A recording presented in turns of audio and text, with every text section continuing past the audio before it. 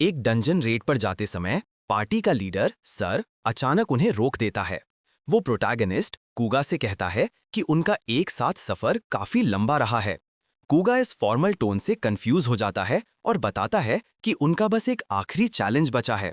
Sir कहता है कि वो आभारी है, लेकिन उसे लगता है कि उन्हें यहीं अलग हो जाना चाहिए। हैरान कूगा पूछता है कि क्या ये सच में हो रहा है और एक्सप्लेनेशन मांगता है, क्योंकि वे स्कूल से दोस्त थे। सर उसे बस jack of all trades master of none कहता है। सर दावा करता है कि उसे हटाना पूरी पार्टी के लिए सबसे अच्छा फैसला है। जब कूगा धोखे से सदमे में था, सर कहता है कि उसे अकेले हिडन रूम में जाना होगा। कूगा इससे कंफ्यूज हो जाता है, तो सर इसे फेयरवेल गिफ्ट कहता है। सर का मतलब समझकर कूगा को लगता है कि एक एक्सप्लोरर के तौर पर उसकी जिंदगी खत्म हो गई है। मकारी नाम की एक टीममेट चिल्लाकर पूछती है कि क्या ये कुछ ज्यादा नहीं हो रहा। सर बस जवाब देता है कि ये करना ही होगा, भले ही ताकत का इस्तेमाल करना पड़े। कूगा मकारी से कहता है कि सब ठीक है और उसकी चिंता के लिए धन्यवाद देता है। वो सर के पास से गुजरकर हिडन रूम की ओर जाता है और पूछता है कि क्या ये वही सो कॉल्ड गिफ्ट है। क्योंकि ये वही है, वो ऐलान करता है कि वो इसे खुशी से स्वीकार करेगा और दरवाजा खोलता है। अंदर जाते ही एग्जिट गायब हो जाता है और उसे अंदर एक लड़की दिखती है। ये लड़की, जो साफ तौर पर एक वैम्पायर है, खतरनाक तरीके से पूछती है कि क्या चल रहा है। उसे अकेला देखकर वो सवाल करती है कि क्या वो सच में अकेले उसका सामना करने की प्लानिंग कर रहा है। इसे समझने के लिए हमें कुछ बैक स्टोरी चाहिए। 50 साल पहले धरती पर अचानक डंजन प्रकट हुए। अंदर मैजिक और मॉन्स्टर्स की पुष्टि हुई, जिससे पूरी तरह से नए प्रोफेशंस बने। खोजों में से एक रिवाइवल मैजिक था, जिसे केवल एक बार इस्तेमाल किया जा सकता था। ऑटोमेटिक रिसरेक्शन देने की इसकी एबिलिटी ने इसे बहुत पॉपुलर बना दिया। नतीजतन डंजन एक्सप्लोरिंग और लाइव स्ट्रीमिंग बहुत बड़ी हो गई। लेकिन इस बूम के साथ ही hidden room of no return की खोज हुई, एक ऐसी जगह जिसे ये टाइटल इसलिए मिला क्योंकि वहां से कोई कभी वापस नहीं आता। हिस्टोरिकली एक भी इंसान वहां से कभी वापस नहीं आया है। जो भी अंदर गया, उसने अपना रिसरेक्शन मैजिक इस्तेमाल कर लिया और फिर कभी डंजन में एंटर नहीं कर पाया। अब कूगा को लगता है कि उसके सामने खड़ी वैम्पायर लड़की ही उस कमरे की जानलेवा रेपुटेशन के पीछे का मॉन्स्टर है। अपनी मुवाजा पर लौटते हुए कूगा चुप रहता है। वैम्पायर पूछती है कि क्या उसे बैनिश किया गया था। कूगा हाँ कहता है। ये सुनकर वो जोर से हंसने लगती है। कहती है कि उसे शक तो था, लेकिन उसका शांत रहना उसे हैरान कर रहा है। वो इस सिचुएशन के बावजूद इतना शांत है। कूगा जवाब देता है कि उसे हमेशा से लगता था कि ऐसा कुछ हो सकता है, और वो ये भी सोचता है कि ये शायद अच्छे के लिए ही हो। वैम्पायर समझकर सिर हिलाती है और कहती है कि वो खुश है कि वो आया। जब कूगा कंफ्यूज दिखता है, तो वो बताती है कि वो बस बहुत बोर हो गई थी। बिना किसी वार्निंग के वो उस पर पत्थर के प्रोजेक्टाइल्स फेंकती है। कूगा तुरंत अपनी स्किल एक्टिवेट करता है और अपनी तलवार से हमले को ब्लॉक करता है। अचानक वैम्पायर उसके पीछे प्रकट होती है और दूसरा अटैक करने से पहले उसके खराब ब्लेड वर्क पर कमेंट करती है। कूगा बड़ी मुश्किल से तेजी से घूमकर अगला हमला ब्लॉक कर पाता है। वैम्पायर इम्प्रेस लगती है कि वो दूसरी बार उसके स्ट्राइक को रोक पाया। उसकी स्पीड को देखते हुए कूगा को एहसास होता है कि उसकी स्पेशल स्किल टेलीपोर्टेशन होनी चाहिए। ये समझकर वो ऑफेंसिव होने का फैसला करता है। वो अचानक तेज और सटीक हमलों से अटैक करता है, जिससे वो हैरान रह जाती है। जैसे ही वो पीछे हटती है, वो तुरंत दूरी कम करते फिर से अटैक करता है। वो मुश्किल से वार को रोकती है, फिर अपने पंखों से जवाबी हमला करती है।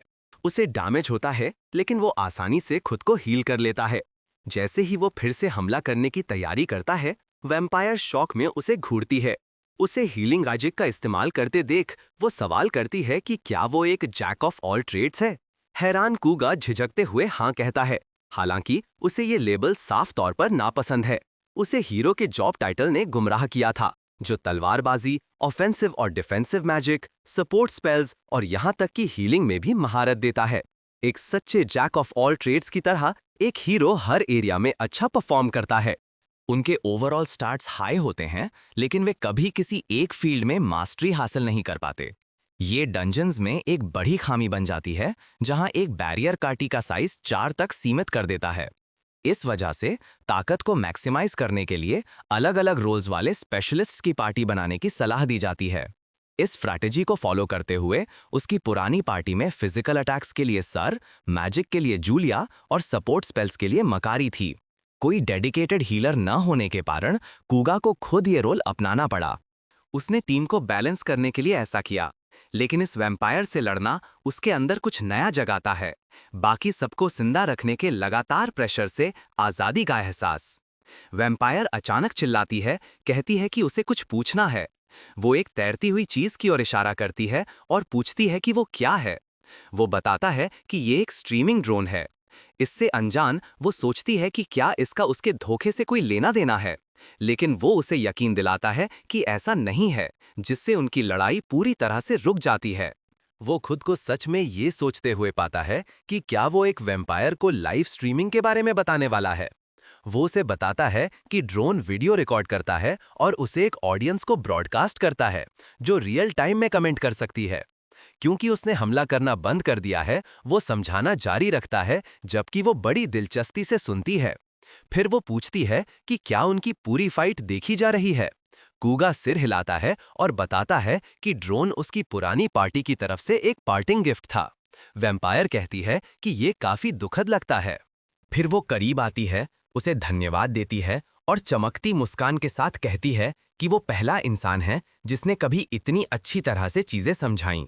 इसे एक तरफ रखते हुए वो पूछती है कि व्यूअर्स क्या कह रहे हैं। चूंकि वो सच में उत्सुक लगती है, कूगा डैशबोर्ड खोलता है। पहला कमेंट कहता है, वैम्पायर क्यूट है। ये सुनकर वो चौंक जाती है और तुरंत शर्मा जाती है। वो खुद देखने का फैसला करती है और देखती है कि लगभग सभी कमेंट्स उसे क्यूट कह रहे हैं। कूगा कंफर्म करता है कि ज्यादातर लोग इसी पर फोकस कर रहे हैं। ज्यादातर व्यूअर्स उसके लुक्स पर फोकस कर रहे हैं। उसका चेहरा और भी लाल हो जाता है जब वो बड़बड़ाती है कि वे कितने बदतमीज हैं। वो पूछती है कि क्या सभी इंसान ऐसे ही होते हैं, और कूगा भी यही सोचता है। फिर भी उसे लगता है कि कमेंट्स बस लोगों की ईमानदारी है, जिससे वो और भी घबरा जाती है। एक पल बाद वो पूछती है कि क्या वो कुछ अजीब कह सकती है। ये देखकर कि वो सुन रहा है, वो शर्माते हुए पूछती है कि क्या वो उसे स्ट्रीम करना सिखा सकता है। कूगा शौक में उसे घूरता है। वो चाहती है कि वो उसे इसके बारे में और सिखाए। कूगा समझता है, लेकिन पूछता है कि क्या एक डंजन बॉस इस कमरे को छोड़ भी सकता है। वो हाँ कहती है और समझाती है कि जब आक्रमणकारी आते हैं तो उसे नोटिफिकेशन मिल जाता है। फिर वो तैयार होकर जल्दी में टेलीपोर्ट करती है, ठीक वैसे ही जैसे पहले जब वो नींद से जागी थी। अपनी एक्सप्लेनेशन के बाद वो पूछती है कि क्या वो अब समझ गया। करीब आकर वो सुझाव देती है कि वे एक साथ स्ट्रीमिंग शुरू करें, लेकिन ये कहने के बाद उसका ध्यान थोड़ी देर के लिए भटक जाता है। वह उसके खून के बारे में बात करना शुरू करती है, लेकिन जल्दी से क्लियर करती है कि वो टीम बनाने का सुझाव सिर्फ इसलिए दे रही है क्योंकि वो एक परफेक्ट पार्टनर लगता है। कूगा एक अजीब मुस्कान के साथ सुनता है और सोचता है कि चीजें इतनी जल्दी कैसे बढ़ गईं। वो स्ट्रीम करना सीखने से लेकर एक साथ स्ट्रीम करने तक पहुंच गई। उसे एहसास होता है कि उसकी जिंदगी की सबसे बड़ी प्रॉब्लम अपना मकसद खो देना है। जब वो एक स्टूडेंट था तो वो और उसके दोस्त सिर्फ मजे के लिए डंजन एक्सप्लोर करते थे। उस समय वो सिर्फ लड़ता था, वह बस सबकी रक्षा करता था। चूंकि वो स्ट्रीम्स के दौरान कभी इंटरेस्टिंग नहीं था, इसलिए वो स्पॉटलाइट में नहीं आ सका। यह एक कारण था कि उसने सर का पार्टिंग गिफ्ट स्वीकार कर लिया था। उसे परवाह नहीं थी कि उसकी डंजन लाइफ खत्म हो जाए। वह निराशा में इतना खो गया था। लेकिन फिर वो इस अजीब वैम्पायर लड़की से मिलता है। अगर पूछा जाए तो वो झूठ बोलेगा अगर वो कहे कि उसे दिलचस्पी नहीं है। वह उसका ऑफर स्वीकार करने का फैसला करता है। ये सुनकर उसका चेहरा खुशी से चमक उठता है जब वह उसे गले लगाती है। किसी तरह एक टिपिकल बैनिशमेंट स्टोरी एक ऐसी जोड़ी को जन्म देती है जिसे पहले कभी नहीं देखा गया। कूगा पूछता है कि क्या कोई खास चीज है जिसे वो स्ट्रीम करना चाहेगी। वैम्पायर लड़की जवाब देती है एलिसिया, जिससे वो कंफ्यूज हो जाता है। वो क्लियर करती हैं कि ये उसका नाम है। जब वो पूछता है कि ये नाम उसे किसने दिया, तो वो कहती है कि उसे नहीं पता। उसे बस इतना पता है कि जब से उसे होश आया है वो एलिसिया है। कूगा समझ जाता है और ज्यादा नहीं पूछता। वो अपना परिचय कूगा के रूप में देता है, जो एक 24 साल का है। जैसे ही एलिसिया कमेंट करती है कि ये एक कूल नाम है, वो फिर से पूछता है कि वो क्या स्ट्रीम करना चाहेगी। वो बताती है कि उसके पास इतना फ्री टाइम था कि उसे एक आइडिया आया। क्या होगा अगर वो सबके ऊपर वाली बन जाए? उसके बयान से कंफ्यूज होकर कूगा पूछता है कि वो किस बारे में बात कर रही है। वो जवाब देती है कि वो सुपर स्ट्रॉन्ग मॉन्स्टर बनने की बात कर रही है, जिसे फाइनल बॉस के नाम से जाना जाता है। उसने एक बनने की कोशिश करने का फैसला किया है। कूगा चौंक जाता है। वो पूछता है कि वो इसे हासिल करने की क्या प्लानिंग कर रही है। वो बताती है कि पहला स्टेप एक एसएस रैंक का बॉस बनना है। वो एक कागज निकालती है जिसमें सभी रिक्वायरमेंट्स लिखी हैं और उसे थमा देती है। लिस्ट के मुताबिक उसे 30 आक्रमणकारियों, एक ए रैंक पार्टी और एक एस रैंक पार्टी को हराना होगा। उसे एक एस रैंक बॉस को सरेंडर करवाना होगा, एक बॉस कैसल लेयर बनाना होगा और एक एसएस रैंक बॉस स्लॉट खाली करना होगा। कूगा को ये लिस्ट आश्चर्यजनक रूप से डिटेल्ड लगती है। वो एक पॉइंट पर फोकस करता है और पूछता है कि क्या एक्सप्लोरर्स को हराना सच में जरूरी है। जब एलिसिया हाँ कहती है तो कूगा चुप हो जाता है। ये देखकर उसे एहसास होता है कि वो बहुत ज्यादा एक्साइटेड हो गई थी और उसने इस बारे में सोचा नहीं। कूगा कभी भी अपनी ही जाति के खिलाफ नहीं जाएगा। हालांकि वो शांति से जवाब देता है कि उसे वास्तव में कोई आपत्ति नहीं है। ये एलिसिया को हैरान कर देता है। वो आगे बताता है कि एक्सप्लोरर्स के आपस में लड़ने के खिलाफ कोई नियम नहीं है। सभी एक्सप्लोरर्स को अपने ऊपर रिलाइव नामक एक ऑटो रिवाइवल स्पेल डलवाना जरूरी होता है। अगर कोई एक्सप्लोरर डंजन में मर जाता है तो उसकी बॉडी बाहर ट्रांसपोर्ट करके रिवाइव कर दी जाती है। क्योंकि स्पेल सिर्फ एक बार काम करता है, मरने के बाद कोई दोबारा एंटर नहीं कर सकता। इस एक्स्ट्रा लाइफ की वजह से उन्हें अपने रिस्क पर कुछ आज़ादी दी जाती है। आपस में लड़ना भी उसी आज़ादी में आता है। कूगा मेंशन करता है कि कुछ स्ट्रीमर्स अपना कंटेंट एक्सप्लोरर फाइट्स पर फोकस करते हैं।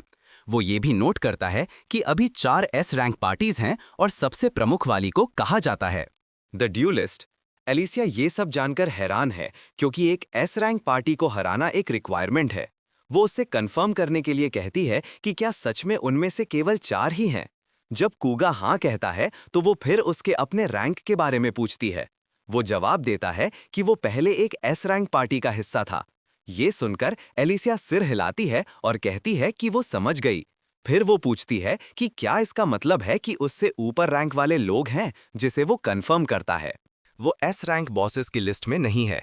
एलिसिया कंफर्म करती है कि उसका कोई रैंक नहीं है। ये जानने पर वो पूछता है कि क्या ऐसा इसलिए है क्योंकि वो एक हिडन बॉस है। वो जवाब देती है कि उसे यकीन नहीं है, लेकिन उसे जीरो से शुरू करने का आइडिया काफी एक्साइटिंग लगता है। इसके साथ वो उनके चैनल का मकसद तय करती है, एक रैंकलेस बॉस के फाइनल बॉस बनने की उसकी जर्नी को स्ट्रीम करना। इसके जरिए वो इंसानों में डर पैदा करने और डंजन स्ट्रीमिंग को हतोत्साहित करने की प्लानिंग करती है। कूगा सोचता है कि इस सब में उसका क्या रोल है। कुछ घंटे बाद वे अपनी स्ट्रीम शुरू करते हैं, जिसमें एलिसिया ड्रोन पर हाथ हिलाती है और पूछती है कि क्या व्यूअर्स उसे देख सकते हैं। वे जल्दी से जवाब टाइप करना शुरू कर देते हैं। कुछ उसकी क्यूटनेस से हैरान हैं, जबकि दूसरे सवाल करते हैं कि क्या ये असली है। एलिसिया इतनी जल्दी कमेंट्स आते देखकर हैरान है। अब वो अपनी स्ट्रीम शुरू करने का फैसला करती है। इस बीच कूगा कमेंट्स की बाढ़ से दंग रह जाता है। ये एक बेहतरीन शुरुआत है। कूगा अजीब तरह से सहमत होता है, क्योंकि ये पहली बार है जब किसी डंजन मॉन्स्टर ने कुछ इतना अनकन्वेंशनल किया है। स्ट्रीम की शुरुआती पॉपुलैरिटी इस बात के फैलने के कारण है कि एक बैनिश्ड हीरो और एक मॉन्स्टर ने टीम बना ली है, जिससे उम्मीद से ज्यादा अटेंशन मिल रही है। एलिसिया फिर चैट का ध्यान अपनी ओर खींचती है और ऐलान करती है कि अपनी पहली स्ट्रीम के लिए वे एक्सप्लोरर्स का शिकार करेंगे। जैसे ही वो बात करती है, कूगा सोचता है कि वो किस मुसीबत में पड़ गया है। चैट पूरी तरह से कंफ्यूज है। कुछ पल बाद एलिसिया कुछ एक्सप्लोरर्स को देखती है और कूगा को इन्फॉर्म करती है, जो अभी भी अनिश्चित है कि कैसा महसूस करे। एक घमंडी लुक के साथ एलिसिया कहती है कि एक्सप्लोरर्स बिना किसी सुराग के आ गए हैं। उनमें केंजू नाम का एक आदमी है जो यहां तक पहुंचने पर खुश है। वो अपने हाई स्कूल के क्लबमेट्स को एक साथ इस जगह पर पहुंचते देख पुरानी यादों में खो जाता है। फिर उसकी पार्टी की एक लड़की अकीना उसकी पार्टी में होने के बारे में कुछ कहने की कोशिश करती है। जैसे ही वो पूछता है कि उसका क्या मतलब है, उनकी पार्टी पर अचानक हमला हो जाता है और 2 दोस्त तुरंत एलिमिनेट हो जाते हैं। पूरी तरह से हैरान और सदमे में वे दोनों जल्दी से मुड़ते हैं, लेकिन उन पर भी हमला हो जाता है। हमलावर एलिशिया सामने आती है, जबकि बुरी तरह घायल केंजू और अकीना एक दूसरे को पुकारते हैं। निराश होकर केंजू सोचता है कि चीजों का अंत इस तरह क्यों होना था। सब कुछ बहुत आसानी से चल रहा था। वे हमेशा की तरह बिना किसी प्रॉब्लम के मॉन्स्टर्स का शिकार कर रहे थे। वे पहले हमेशा कामयाब रहे थे, तो ऐसा हो ही नहीं सकता था कि वे ओवर कॉन्फिडेंट हो रहे थे। जैसे ही वो अकीना को पुकारता है, वो चाहता है कि काश वो अपने आखिरी पलों में उस तक पहुंच पाता। वो भी अपना हाथ बढ़ाती है, उसका नाम पुकारती है, लेकिन फिर कुछ होता है। पता चलता है कि अकीना को एलिसिया ने तेजी से मार दिया है। वो जोर से हंसती है, उनकी मेहनत के लिए उन्हें धन्यवाद देती है, जबकि केंजू दर्द से चीखता है। वो पूछता है कि वे क्या कर रहे हैं। वो हैरान और गुस्से में है और पूछता है कि क्या वो मजाक कर रही है। एलिसिया कहती है कि उसे उसका गुस्सा समझ नहीं आता, क्योंकि वो भी नियमित रूप से यही काम करता है। जब केंजू कंफ्यूज लगता है, तो एलिसिया उससे पूछती है कि वो डंजन क्यों स्ट्रीम करता है। जब वो जवाब नहीं देता, तो वो सवाल करती है कि क्या ये पैसे या पहचान के लिए है, जो उसे और भी गुस्सा दिलाता है। एलिसिया कहती है कि वो समझती है, लेकिन बताती है कि वे उसकी हॉबीज के लिए अपनी जान जोखिम में डाल रहे हैं। वो मजाक में उसे आभारी होने के लिए कहती है। उसका सिर उड़ जाता है। जैसे ही उनके शरीर रिलाइव मैजिक के कारण गायब हो जाते हैं, वो व्यंग्यात्मक रूप से पूछती है कि क्या वो कुछ कहने की कोशिश कर रहा था। कूगा, जो चुपचाप ये घटना देख रहा था, हैरान है कि वो सच में पूरी तरह से आगे बढ़ गई। लेकिन इससे भी महत्वपूर्ण बात यह है कि युवा एक्सप्लोरर्स की एक बी क्लास पार्टी का मारा जाना नहीं होना चाहिए था। एलिसिया, एक वैम्पायर, को इतनी ताकत के साथ इस फ्लोर पर नहीं घूमना चाहिए था। ये पूरी तरह से एक एक्सीडेंट था। जैसे ही वो उनके प्रति सहानुभूति रखता है, एलिसिया कुछ पूछती है। वो पूछती है कि क्या स्ट्रीम को अच्छी व्यूअरशिप मिल रही है। कूगा जवाब देता है कि मिल रही है, जिससे वो मुस्कुराती है। उसके बाद वो चैट से पूछती है कि वे क्या सोचते हैं और क्या इंसान अब तक डर गए हैं। और वे डर गए हैं। व्यूअर्स चैट में बाढ़ ला देते हैं, एक्सप्लोरर्स को मारने के लिए उसकी निंदा करते हैं, उसे भयानक और एक मॉन्स्टर कहते हैं। वो बिल्कुल यही चाहती थी। लेकिन जैसे ही वो आगे कहती है कि उन्होंने अपना सबक सीख लिया है, बहुत अलग रिएक्शंस के साथ और भी कमेंट्स आने लगते हैं। वे लोग मॉन्स्टर्स पर एक्सपेरिमेंट कर रहे थे, जैसे ये देखने के लिए एक स्लाइम को काटना कि वो कितनी देर तक रीजनरेट करेगा। उनका मानना है कि केंजू का ग्रुप शुरू से ही गड़बड़ था और वे एलिसिया की स्ट्रीम के साथ बने रहने का फैसला करते हैं। चूंकि ये वो रिएक्शन नहीं है जिसकी वो उम्मीद करती है, एलिसिया क्लियर करती है कि मॉन्स्टर्स मतलबी और डरावने होते हैं। लेकिन फिर एक और चार्टर उसे धन्यवाद देता है, कहता है कि उसके अंदर कुछ जाग गया है। हैरान और हारी हुई वो कूगा से पूछती है कि क्या इंसान भी मॉन्स्टर्स हैं? वे हैं, लेकिन एलिसिया असहमत होती है और पूछती है कि क्या इंसान सच में मॉन्स्टर्स से भी बदतर हैं। ये कूगा को निश्शब्द कर देता है, क्योंकि वो इससे इनकार नहीं कर सकता और परेशान महसूस करता है। इंसानी विचारों की अनिश्चितता के साथ एलिसिया की योजनाएं पटरी से उतरना तय हैं। कुछ पलों बाद एलिसिया कूगा से उसका हाथ पकड़ने के लिए कहती है और वो झिझकते हुए मान जाता है। उसकी झिझक को नोटिस करते हुए वो पूछती है कि क्या हुआ और क्या वो शर्मा रहा है, जिस पर वो जवाब देता है कि वो थोड़ा शर्मा रहा है। वो कमेंट करती है कि वो आश्चर्यजनक रूप से शर्मीला है। वह उसका हाथ पकड़ती है, मॉन्स्टर्स के शहर में टेलीपोर्ट करने के लिए वार्प मैजिक का इस्तेमाल करती है और पूछती है कि वो क्या सोचता है। वो बताती है कि इस शहर में केवल मॉन्स्टर्स को ही प्रवेश करने की अनुमति है। चूंकि वे अभी भी लाइव हैं, व्यूअर्स शहर को देखते हैं और इसके अस्तित्व पर चकित होते हैं। उन्हें लगता है कि शहर का माहौल अच्छा है और छोटे मॉन्स्टर्स क्यूट लगते हैं। एलिसिया सहमति में सिर हिलाती है। फिर वह मेंशन करती है कि कूगा शायद मॉन्स्टर टावर में कदम रखने वाला पहला इंसान है। वो पूछता है कि क्या उसे यकीन है कि ये ठीक है। एलिसिया जवाब देती है कि ये ठीक रहेगा, क्योंकि कोई ऑफिशियल बैन नहीं है। हालांकि कूगा सहमत है, वो अनिश्चित महसूस करता है। उसे फिर से याद दिलाता है कि वो इंसान है। वो उसे एक बार फिर आश्वस्त करती है, कहती है कि ये ठीक है क्योंकि वो उसका है, फिर रुक जाती है। अब जब वो इसके बारे में सोचती है, तो वो सोचती है कि वो उसके लिए क्या है, लेकिन इस पर ज्यादा ध्यान न देने का फैसला करती है और उसे अपना स्पेशल अदर कहने पर सहमत हो जाती है। कूगा इसे स्वीकार करता है और उसका स्पेशल अदर बन जाता है। वो पूछता है कि क्या वे सच में यहाँ स्ट्रीम कर सकते हैं। चूंकि कोई उन्हें रोक नहीं रहा है, एलिशिया मान लेती है कि ये ठीक है। व्यूअर्स उसकी बेफिक्री से हैरान हैं, कमेंट करते हैं कि ये पहली बार है जब किसी ने मॉन्स्टर सिटी में स्ट्रीम किया है। इस स्ट्रीम की वजह से अब वे जानते हैं कि ये शहर मौजूद है और उन्हें इतनी दिलचस्प चीजें देखने को मिल रही हैं। इसे एक तरफ रखते हुए एलिसिया का मुख्य लक्ष्य अब फाइनल बॉस बनना है, लेकिन वो इंसानों में डर भी पैदा करना चाहती है। अब कूगा का मानना है कि अगर इंसानों को ये एहसास हो जाए कि मॉन्स्टर्स की भी अपनी जिंदगी होती है, तो कुछ लोग अपना नजरिया बदल सकते हैं। वो सोचता है कि क्या एलिसिया ने इतनी दूर तक की योजना बनाई थी, क्योंकि डर पैदा करने का उसका लक्ष्य शायद काम ना करे। एलिसिया फिर सुझाव देती है कि वे उसकी जगह चलें। कूगा सहमत हो जाता है, लेकिन जैसे ही वो चलता है, वो नोटिस करता है कि मॉन्स्टर्स उसे घूर रहे हैं, जिससे वो नर्वस हो जाता है। तभी कोई एलिसिया को वैम्पायर चान कहकर पुकारता है। उस व्यक्ति को देखकर कूगा चौंक जाता है। वो एक विशाल मिनोटॉर है। ये एक एस रैंक बॉस है। एलिसिया मिनोटॉर को मिनोचान कहकर संबोधित करती है और पूछती है कि वो कैसी है। ये देखकर कूगा शांत हो जाता है और व्यूअर्स मान लेते हैं कि वे दोस्त होंगे। एलिसिया फिर मिनोटॉर को अपनी दोस्त के रूप में और कूगा को अपने स्पेशल अदर के रूप में इंट्रोड्यूस करती है। मिनो थोड़ा झुकती है, कहती है कि उससे मिलकर खुशी हुई और अपना परिचय मिनोटॉरस के रूप में देती है। हैरान होकर कूगा विनम्र परिचय के लिए उसे धन्यवाद देता है। मिनो फिर एलिसिया की ओर मुड़ती है। जब एलिसिया पूछती है क्यों, तो मीनो घबराकर बताती है कि ये बस कॉमन सेंस है और उसे इसके बारे में सोचने का आग्रह करती है। इसे एक तरफ रखते हुए कूगा मीनो की आवाज से हैरान है और उसे ये बहुत क्यूट लगती है। मीनो फिर उसकी ओर मुड़ती है, माफी मांगती है और कहती है कि वो खुद भी काफी कुछ है। वो ऐसा इसलिए कहती है क्योंकि उसमें मॉन्स्टर्स से भरे शहर में घुसने की हिम्मत है। चौंक कर, क्योंकि ये कुछ हद तक सच है, वो भी माफी मांगता है। व्यूअर्स उससे सहमत हैं। कुछ को काउगर्ल क्यूट लगती है। कूगा को भी एक इंसान के मॉन्स्टर सिटी में प्रवेश करने पर संदेह है। हालांकि दो कारण उसे कोई विकल्प नहीं छोड़ते। पहला यह है कि एलिसिया ने एक होनहार बी रैंक पार्टी का सफाया कर दिया, जिससे उसके लिए इंसानी समाज में लौटना जोखिम भरा हो गया। दूसरा यह है कि एलिसिया डंजन नहीं छोड़ सकती।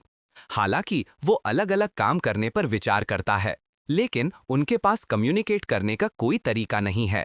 वो मिलने पर विचार करता है, लेकिन अगर कुछ गलत हो गया तो वे शायद फिर कभी एक दूसरे को न देख पाएं। वो इसके खिलाफ फैसला करता है। एलिसिया फिर कमेंट्स पढ़ते हुए जोर से हंसने लगती है जब एक व्यूअर कहता है कि कुमाज़मी छोड़ने के बाद से कूगा का दिमाग ठीक नहीं है। एक और दावा करता है कि वो पागल है। वो उसे देखने के लिए कहती है क्योंकि व्यूअर्स उसके बारे में बात कर रहे हैं। एलिसिया फिर पूछती है कि कुमाज़ी का क्या मतलब है और वो जवाब देता है कि ये उसकी पुरानी पार्टी का नाम है। उसे यहाँ लाने के विषय पर लौटते हुए एलिसिया ऐलान करती है कि भले ही कूगा इंसान है, वो उसका स्पेशल अदर है। वो किसी को भी उस पर हाथ नहीं डालने देगी। कंफ्यूज होकर मिनो उससे पूछती है कि स्पेशल अदर से उसका क्या मतलब है, और व्यूअर्स सहमत हैं, ये मानते हुए कि वो अकेली है जिसका दिमाग काम कर रहा है। बाद में स्ट्रीम खत्म करने के बाद वे एलिसिया की जगह की ओर बढ़ते हैं। रास्ते में वो कहीं रुकने का सुझाव देती है और वो मान जाता है। वे एक फलों के स्टॉल के सामने रुकते हैं जहां वो पूछती है कि वो क्या लेना चाहेगा। वो जवाब देता है कि सेब ठीक रहेंगे। ये 500 येन का है, जो कूगा को चौंका देता है। जब एलिसिया पूछती है कि क्या कुछ गलत है, तो वो जवाब देता है कि कुछ नहीं और सोचता है कि क्या उसने गलत सुना। एलिसिया फिर विक्रेता को 1000 येन का नोट देती है और बदले में 500 येन प्राप्त करती है। कूगा फिर से चौंक जाता है और इस बार विक्रेता पूछता है कि क्या सब ठीक है। कूगा यह जानकर अपनी हैरानी व्यक्त करता है कि वे इंसानों की तरह ही करेंसी का इस्तेमाल करते हैं। एलिसिया पूछती है कि क्या यह सच में इतना हैरान करने वाला है। वह जवाब देता है कि है, यह देखते हुए कि जापान का डंजन येन का इस्तेमाल करता है। वह सोचता है कि क्या दूसरे देशों के डंजन उन देशों की करेंसी का इस्तेमाल करते हैं। दुनिया भर में कुल 9 देशों में डंजन होने की पुष्टि हुई है। जापान, अमेरिका, चीन, Thailand, UAE, France, Egypt, Brazil और ऑस्ट्रेलिया। हर देश में एक डंजन है। जापान के डंजन का एंट्रेंस अकीरा में है। क्योंकि ईस्ट एशिया में चीन और साउथ एशिया में थाईलैंड है, जापान का डंजन कुछ हद तक अलग थलग हो गया है। नतीजतन ज्यादातर डंजन एक्सप्लोरर्स जापानी हैं। करेंसी के टॉपिक पर लौटते हुए कूगा एलिसिया से पूछता है कि उन्हें अपना पैसा कैसे मिलता है। वो जवाब देती है कि उन्हें हर दिन एक निश्चित राशि मिलती है, जिसे कूगा बेसिक इनकम के समान पाता है। एलिसिया पूछती है कि क्या चल रहा है, लेकिन वो इसे टाल देता है। चूंकि वे एक ही करेंसी का इस्तेमाल करते हैं, वो सेब के लिए भुगतान करना चाहता है। हालांकि एलिसिया उसे इतनी विनम्रता बंद करने और आज के लिए उसे ट्रीट देने के लिए कहती है, जिसे वो स्वीकार कर लेता है। बाद में वे उसके घर पहुंचते हैं। एलिसिया उसे यहाँ रहने दे रही है। उसके अनुसार ये सिर्फ एक अस्थायी निवास है जब तक कि वो अपना असली महल नहीं बना सकती। पहले उसने एक सराय में रहने पर विचार किया था, लेकिन वो नहीं कर सकता क्योंकि एलिसिया अपनी पूरी लापरवाही के साथ एक आदमी को अपने घर में कैजुअली बुला लेती है। जब डिनर का समय आता है तो वो एक हरा सेब चुनती है। कूगा उसकी रहने की स्थिति पर सदमे में कांपता है, जबकि वो कंफ्यूज दिखाई देती है। जब एलिसिया नहा रही होती है, कूगा एक क्विक मील निकालता है। वो खाना शुरू करता है। कुछ पल बाद जब सोने का समय होता है तो एक और प्रॉब्लम खड़ी हो जाती है। कूगा पूछता है कि क्या कुछ गलत है, और वो जवाब देती है कि केवल एक ही बिस्तर है। ये कूगा को हैरान कर देता है, जबकि एलिसिया मानती है कि उसने इस तथ्य को पूरी तरह से नज़रअंदाज कर दिया था। फिर वो ब्रेनस्टॉर्मिंग शुरू करती है, और जब उसके साथ एक बिस्तर शेयर करने की इमेज उसके दिमाग में आती है तो उसका चेहरा लाल हो जाता है। उसे ये आइडिया पूरी तरह से अनसुना लगता है, जबकि कूगा गलत समझता है। वह मन ही मन सोचता है कि उन्होंने आज अकेले ही कई अनसुनी चीजें की हैं। एलिसिया तय नहीं कर पा रही है कि क्या करे। उसी ने उसे इनवाइट किया है और वह उसे फर्श पर नहीं सुला सकती। जैसे ही वह वहां सोने का फैसला करती है, कूगा उसे कहता है कि यह ठीक है क्योंकि वह एक स्लीपिंग बैग लाया है। वह उसे सेट करके लेट जाता है, जिससे एलिसिया मुंह फुला लेती है। बाद में आधी रात में कूगा सो रहा है, जबकि एलिसिया उसे घूर रही है। जब वो उसमें कुछ चुभोती है तो वो दर्द से रिएक्ट करता है और जाग जाता है, जिससे वो चौंक जाती है। वो जल्दी से माफी मांगती है। उसे अजीब लगता है कि उसका एनेस्थेटिक बाइट काम नहीं किया। कूगा फिर पूछता है कि वो क्या कर रही है, और वो घबराकर उसे एक सिरिंज दिखाती है, समझाती है कि वो उसका थोड़ा खून उधार लेना चाहती थी। कूगा समझता है, लेकिन पूछता है कि क्या वो कम से कम ये उसके जागते हुए नहीं कर सकती थी। एलिसिया माफी मांगती है, कहती है कि वो बस सुबह का स्वाद नहीं भूल पा रही थी। वो सोचता है कि क्या वो हर समय सिर्फ उसके खून के पीछे थी। चूंकि ऐसा लगता है, वो अपनी आस्तीन ऊपर करता है और उसे अपना खून ऑफर करता है। वो उसे कहता है कि अगर वो सिर्फ पूछे तो उसे कुछ देने में कोई आपत्ति नहीं है, जब तक कि ये उसे मारने के लिए पर्याप्त ना हो। बहुत खुश होकर वो उसे गले लगाती है और धन्यवाद देती है। वो सिरिंज इंजेक्ट करती है और कुछ खून निकालती है। बाद में वो अपनी उंगली पर एक बूंद निचोड़ती है और उसे ये स्वादिष्ट लगता है। वो पूछता है कि क्या उसे यकीन है कि ये काफी है, जिस पर वो जवाब देती है कि ये बहुत है। वो ये भी पूछता है कि क्या वैम्पायर आमतौर पर सीधे शरीर से खून पीते हैं। एक परेशान एक्सप्रेशन के साथ एलिसिया जवाब देती है कि ऐसा करना प्रॉब्लमैटिक होगा। इसके अलावा वो उसे अपना स्पेशल अदर मानती है, न कि सिर्फ एक अंडरलिंग। ये सुनकर कूगा हैरान होता है और नहीं जानता कि क्या जवाब दे। उसके बाद वे सोने चले जाते हैं। बाद में वे फिर से डंजन में प्रवेश करते हैं। एलिसिया ने जाहिर तौर पर पहले 18 लोगों का शिकार किया है, जिससे कुल संख्या 26 हो गई है। इसके साथ एसएस रैंक बॉस बनने की पहली रिक्वायरमेंट लगभग पूरी हो गई है और बस 4 और बाकी हैं। चूंकि वे आज लाइव हैं, व्यूअर्स कमेंट करते हैं। कुछ उसके अच्छे काम की तारीफ करते हैं, जबकि दूसरे नोट करते हैं कि आज की लड़ाई जल्दी खत्म हो गई। वे उसे उसके लक्ष्य में भी प्रोत्साहित करते हैं, उसे अपना बेस्ट करने के लिए कहते हैं। कूगा खुश है कि व्यूअर्स एक्सप्लोरर हंटिंग के आदी हो रहे हैं। नॉर्मल सपोर्टिव कमेंट्स आ रहे हैं, हालांकि अभी भी बहुत सारे नफरत भरे कमेंट्स हैं। जैसे ही वे अपने अगले टारगेट की तलाश करते हैं, कोई उन्हें पुकारता है। जब वे मुड़ते हैं तो उन्हें एक्सप्लोरर्स की एक पार्टी दिखती है। व्यूअर्स जल्दी से उन्हें मॉन्स्टर स्लेयर्स नामक पार्टी के रूप में पहचानते हैं।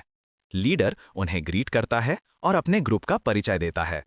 एक व्यूअर कमेंट करता है कि वे एक ए रैंक पार्टी हैं जो इविल स्लेयर नामक एक एस रैंक पार्टी से जुड़ी है, जो चौथे स्थान पर है और अपने एग्रेसिव तरीकों के लिए जानी जाती है। उनकी एफिलिएट पार्टी मॉन्स्टर स्लेयर्स भी अलग नहीं है।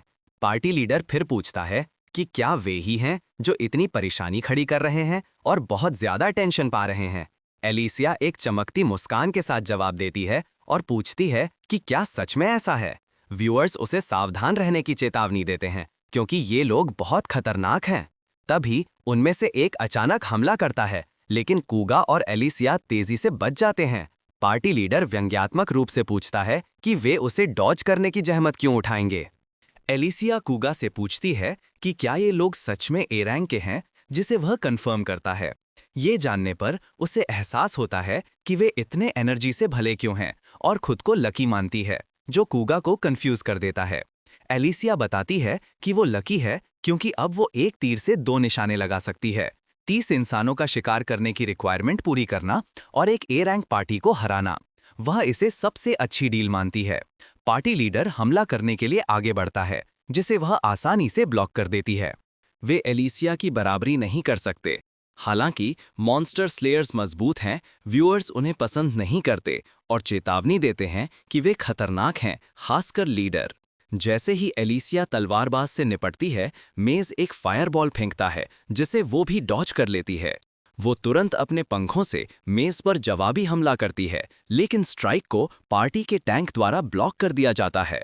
जब वो डिस्ट्रैक्ट होती है तो तलवारबाज क्विक स्लैश नामक एक स्किल का उपयोग करके पीछे से हमला करता है। हालांकि इसे कूगा द्वारा आसानी से ब्लॉक कर दिया जाता है, जिससे लीडर बहुत चिढ़ जाता है। ये एलिशा को हैरान कर देता है और वो कूगा से कहती है कि वो खुद को संभाल सकती है। फिर भी वो उसे आखिरकार साइडलाइन से देखने के बाद आगे बढ़ते देखकर खुश है। अब जब वो लड़ाई में शामिल हो गया है, एलिशा उसे तलवारबाज को संभालने के लिए कहती है, जबकि वो बाकी 3 का ख्याल रखेगी। वो काम स्वीकार करता है और वे खुद को रीपोजिशन करते हैं। पार्टी लीडर एलिशा से पूछता है कि क्या उसे लगता है कि वो बचकर निकल सकती है। पार्टी लीडर पूछता है कि क्या उसे सच में लगता है कि उसके पास कोई मौका है। इस आदमी का नाम शिदाहारा है और उसका जॉब फेंसर है, एक क्लास जो हाई स्पीड क्लोज कॉम्बैट में स्पेशलाइज्ड है। हालांकि कूगा का जॉब हीरो है और उसके स्टैट्स ए रैंक हैं, वो उन सभी का एक साथ उपयोग नहीं कर सकता। दूसरी ओर शिदाहारा के स्टैट्स उसके रोल के साथ पूरी तरह से मेल खाते हैं, जिससे वो अपनी पूरी क्षमता का उपयोग कर सकता है। शिदाहारा कूगा को सबक सिखाने की योजना बना रहा है, उसे औसत दर्जे का कह रहा है। वह जल्दी से दूरी कम करने के लिए एक्सेलरेशन मैजिक का उपयोग करता है और एक हमला करता है। जैसे ही कूगा इसे आसानी से ब्लॉक करता है, शिदाहारा पूछता है कि क्या उसे ये मजेदार लगता है कि एक हीरो मानवता का रक्षक मॉन्स्टर्स के साथ हो गया है। यह कूगा को परेशान करना शुरू कर देता है, जबकि शिदाहारा जारी रखता है, कहता है कि इतने मूर्ख व्यक्ति को हीरो कहना बेतुका है। उसके बाद वो अपनी तलवार फिर से घुमाता है, कूगा का मजाक उड़ाते हुए कहता है कि इसीलिए उसके साथियों ने उसे छोड़ दिया। हैरान होकर कूगा अपनी पकड़ ढीली कर देता है। उसकी तलवार फिसलने लगती है। वो चुपचाप सहमत होता है, ये मानते हुए कि उसके बिना कुमाजी पार्टी शायद और मजबूत हो जाती। लेकिन वो पार्टी ही उसका सब कुछ थी और अब जब वो चली गई है तो उसे कोई परवाह नहीं है। इसके साथ वो अपनी पकड़ मजबूत करता है और एक क्लीन वर्टिकल स्लैश देता है, जिससे शिदाहारा आसानी से एलिमिनेट हो जाता है।